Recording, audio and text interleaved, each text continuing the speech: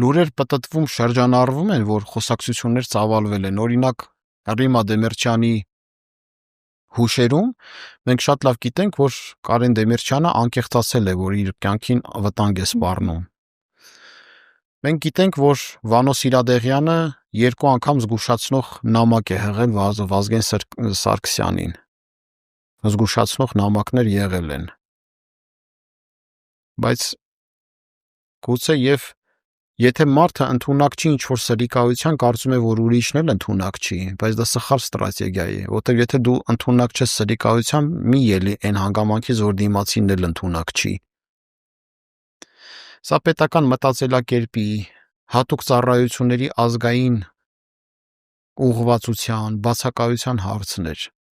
ռազմավարական ընտրանու ոչ ազգային հիմքերի վրա հանդիսանալու հարցներ, եւ մենք որպես նորահայտ պետություն, որը քաղ հասարակության մակարոնների արդյունք չէր, այլ աշխարհաքաղաքական կոլապսի պատճառահետևանքային կապ։ Աշխարհաքաղաքական կոլապսը բերեց ազգային էթնիկական հիմնախնդիրների սրման, որտեղ հայ ժողովուրդը կանչ տալով իր պատմական հիշողությանը ավելի մարտունակ գտնվեց եւ ավելի դիմակայուն գտնվեց։ Բայց ինչպես